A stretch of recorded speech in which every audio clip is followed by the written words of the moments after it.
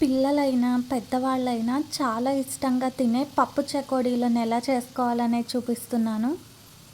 ఈ చెకోడీలను మనం బయట స్వీట్ షాప్‌లో కొంటే ఏ టేస్ట్ అయితే ఉంటాయో, అదే టేస్ట్‌తో ఎలా చేసుకోవాలి, దీనికి కావాల్సిన పదార్థాలేంటనేది చూసేయండి.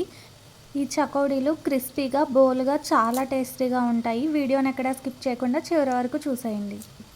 Hi everyone, welcome back to my channel Telugu home foods. ఈ పప్పు చకోడీలని ప్రిపేర్ చేసుకోవడం కోసం ఫస్ట్ ఒక హాఫ్ కప్ వరకు పచ్చెనపప్పును తీసుకోవాలి.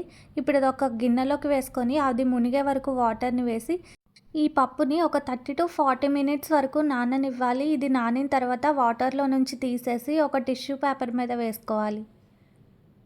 ఇలా వాటర్ మొత్తాన్ని ఫిల్టర్ చేసుకొని ఈ పప్పు మొత్తాన్ని ఒక పక్కన పెట్టుకోవాలి. ఇప్పుడు చకోడీలకి పిండిని ప్రిపేర్ చేసుకోవడం కోసం ఒక కప్పు వరకు బియ్య పిండిని తీసుకోవాలి. తర్వాత అదే గిన్నెతో ఒక హాఫ్ కప్పు వరకు మైదా పిండిని వేసుకోవాలి. ఈ చకోడీలని అచ్చం బియ్య పిండితో చేసుకున్నా కూడా చాలా క్రిస్పీగా వస్తాయి. మనం బయట షాప్లో టేస్ట్ రావాలి అనుకుంటే మాత్రం కొంచెం మైదాని వేసుకోవడం వల్ల టేస్ట్ బాగుంటుంది. తర్వాత ఒక చిటికెడు వరకు వంట సోడాని వేసుకోవాలి. తర్వాత సాల్ట్ని వేసుకోవాలి. సాల్ట్ ఒక హాఫ్ టేబుల్ స్పూన్ వరకు వేసుకోవాలి. ఇప్పుడు ఈ పిండి మొత్తం బాగా కలిసేలా కలుపుకోవాలి. ఆ మైదా పిండి, బియ్య పిండి, సాల్ట్, వంట సోడా మొత్తం బాగా మిక్స్ అయ్యేలా కలుపుకొని పక్కన పెట్టుకోవాలి. ఇప్పుడు స్టవ్ మీద ఒక వెడల్పాటి గిన్నెను పెట్టుకోవాలి. తర్వాత ఇందులోకి మనం ఏ కప్పుతో అయితే బియ్య పిండిని తీసుకున్నామో సేమ్ అదే కప్పుతో ఒకటికి ఒక కప్పు వరకు వాటర్ని వేసుకోవాలి. మనం బియ్యపిండిని ఒక కప్పు, అలానే మైదాని ఒక హాఫ్ కప్పు, టోటల్ 1.5 కప్స్ వరకు వాటర్ని వేసుకున్నాను. తర్వాత కారం ఒక 1.5 టేబుల్ స్పూన్ వరకు వేసుకోవాలి. మనం ఆల్రెడీ పిండిలో సాల్ట్ వేసుకున్నాం కాబట్టి ఇక్కడ టేస్ట్ని బట్టి వేసుకోండి. మనకి చకోడీలు అనేవి సాల్ట్ ఎక్కువ పట్టవు కాబట్టి చూసి వేసుకోవడం మంచిది.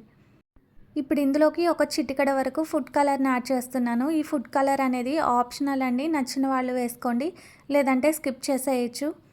తర్వాత ఇందులోకి ఒక స్పూన్ వరకు తెల్ల నువ్వుల్ని కూడా వేసుకొని మొత్తాన్ని బాగా కలిపిన తర్వాత ఈ వాటర్ మనకి రోలింగ్ బాయిల్ వచ్చే వరకు మరిగించుకోవాలి. మనం ఇలా ఫుడ్ కలర్ని వేసుకోవడం వల్ల ఏంటంటే మనకి బయట షాప్లో ఏ కలర్ అయితే ఉంటాయో చకోడీలు అలా ఒక మంచి కలర్ అనేది వస్తుంది.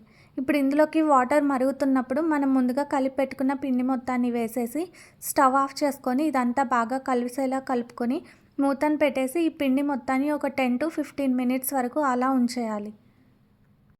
ఇంతవరకు ఈ చకోడీలను ఎవరైనా ట్రై చేయని వాళ్ళు ఉంటే తప్పకుండా ఒకసారి ట్రై చేసి చూడండి. చాలా సింపుల్గా ఉంటుంది, టేస్ట్ కూడా చాలా బాగుంటుంది.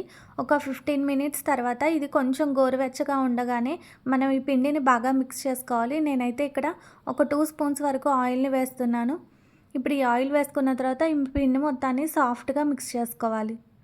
మనం కలుపుకోగలిగే అంత వేడి ఉంటే మాత్రం ఈ పిండిని వేడి మీదే సాఫ్ట్గా కలుపుకోవాలి. ఈ పిండిని మనం ఎంత సాఫ్ట్గా కలుపుకుంటే మనకి చకోడీలు అంత పర్ఫెక్ట్గా వస్తాయి. చూసారు కదా, మనకి పిండి ఇలా ఉంటే సరిపోతుంది. ఇలానే మిగిలిన పిండి మొత్తాన్ని కూడా కలుపుకోవాలి. ఇలా కలుపుకున్న ఈ పిండిని కొంచెం క్వాంటిటీలోకి చేతిలోకి తీసుకొని మిగిలిన పిండి చల్లారిపోకుండా ఆ పిండి మీద మూతను పెట్టుకోవాలి. మనం చకోడీలని ప్రిపేర్ చేసుకునే లోపు మనకి పిండి అనేది చల్లారిపోకుండా ఉంటుంది కాబట్టి ఇక్కడ నేను వీడియోలో చూపిస్తున్నట్టు కొంచెం కొంచెం పిండిని తీసుకొని వీడియోలో చూపిస్తున్న విధంగా రోల్ చేసుకోవాలి. ఇలా పొడుగ్గా రోల్ చేసుకోవాలి. ఇక్కడ నేను కొంచెం మందంగానే చేస్తున్నానండి. మనకి ఈ చకోడీలు ఇలానే చేయాలని ఏం లేదండి, మీరు మీకు నచ్చిన సైజులో చేసుకోవచ్చు. మనం ఇలా కొంచెం పెద్దగా చేసుకుంటే ఏంటంటే చూడడానికి అట్రాక్షన్ అనేది ఉంటుంది కాబట్టి నేను ఇలా చూపిస్తున్నాను. మీరు మీకు నచ్చిన సైజులో దీన్ని చేసుకోవచ్చు. అలా రోల్ చేసుకున్న ఆ పిండికి పప్పు మొత్తాన్ని అద్దుకున్న తర్వాత గుండ్రంగా చకోడీ షేప్లోకి చుట్టుకొని గట్టిగా ప్రెస్ చేసుకుంటే సరిపోతుంది.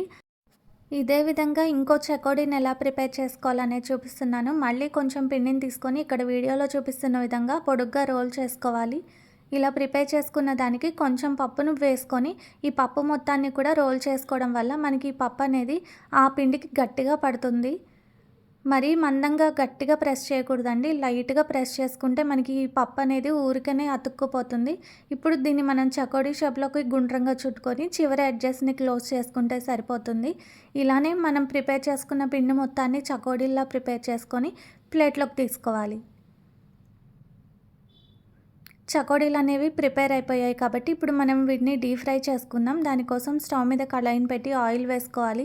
ఇక్కడ నేను ఫుల్‌గా ఆయిల్ ఏం వేయట్లేదండి. కొంచెం వరకే ఏసి కొన్నినే వేయించుతున్నాను. మనం ఈ చకోడీలని కళాయి నిండా వేయడం వల్ల వాటికున్న పప్పనేది ఊడిపోతుంది కాబట్టి కొన్ని వేసుకుంటూనే వీటిని ఫ్రై చేసుకోవాలి. అలానే మనం ఈ చకోడీలని లావుగా పెద్దగా ప్రిపేర్ చేసుకున్నాం కాబట్టి స్టవ్‌ని హై ఫ్లేమ్‌లో పెట్టకుండా లో ఫ్లేమ్‌లోకి స్టవ్‌ని అడ్జస్ట్ చేసుకొని నిదానంగా వీటిని కాల్చుకోవాలి. మనకి చకోడీలు కాలడానికి టైం పడుతుంది కాబట్టి అదే మనం వీటిని హై ఫ్లేమ్‌లో పెట్టి గనక కాల్చుకుంటే మనకి పైన చకోడీ అనేది కలర్ మారిపోతుంది. లోపల పిండి అలానే ఉండిపోతుంది కాబట్టి నిదానంగా వేయించుకోవాలి. వీటిని మనం కళాయిలోకి వేసిన తర్వాత వెంటనే గరిటె పెట్టి కదపకూడదండి. ఒక 2 మినిట్స్ వరకు వాటిని అలా కాలనిచ్చిన తర్వాత అప్పుడు వీటిని మనం టర్న్ చేసుకొని రెండో వైపు కూడా కాల్చుకోవాలి. ఇలా ఇవి నిదానంగా ఒక మంచి గోల్డెన్ బ్రౌన్ కలర్ వచ్చే వరకు ఫ్రై చేసుకోవాలి. మనకి చకోడీలు అనేవి కాలాయా లేదా అనేది తెలియడానికి మనం గరిటెను పెట్టి కదిపితే అవి మనకి గలగలలాడుతూ సౌండ్ అనేది వస్తుంది. అలా వస్తే మనకి చకోడీలు అనేవి మంచిగా కాలిపోయినట్టే. వీటిని ఇప్పుడు మనం ఒక స్ట్రైనర్‌లోకి తీసుకొని పక్కన పెట్టుకొని మిగిలిన చకోడీలన్నిటిని కూడా ఇదే విధంగా కాల్చుకొని ప్లేట్‌లోకి తీసుకోవాలి. అంతే అండి. చాలా సింపుల్‌గా, టేస్టీగా, క్విక్‌గా చేసుకునే పప్పు చకోడీలను చూసేశారు కదా! వీడియో నచ్చితే తప్పకుండా ట్రై చేయండి. ట్రై చేసి ఎలా ఉందో కామెంట్ చేయండి. ఇలాంటి మరిన్ని రెసిపీస్ కోసం నా ఛానల్‌ని సబ్స్క్రైబ్ చేసుకొని, పక్కనే ఉన్న బెల్ ఐకాన్‌ని ట్యాప్ చేసి ఆల్ అనే ఆప్షన్‌ని సెలెక్ట్ చేయండి. ఇన్‌స్టాలో కూడా తెలుగు హోమ్ ఫుడ్స్ పేజ్‌ని ఫాలో అవ్వండి.